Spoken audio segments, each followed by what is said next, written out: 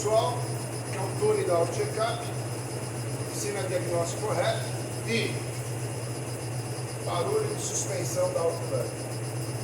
Essa Outlander já foi feita suspensão, tá tudo regular, bem arrumadinho. Mas quando você anda, você escuta um barulho é até forte, que confunde com batente de amortecedor e pieleta também. Aí nós já colocamos na traseira, já resolvemos o problema na traseira, mas aqui nós vamos apresentar para vocês. Olha só, olha aqui, ó.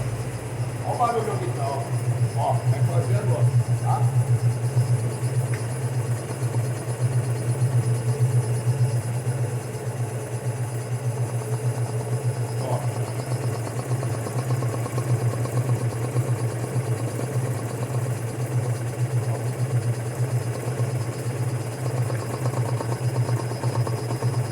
Olha o barulho.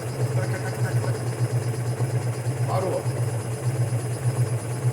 Na verdade o barulho é na pinça de freio, tá? Pinça de freio com folga nos eixos. Vamos fazer agora o reparo das pinças de freio. Suspensão completa, problema no freio. Um abraço.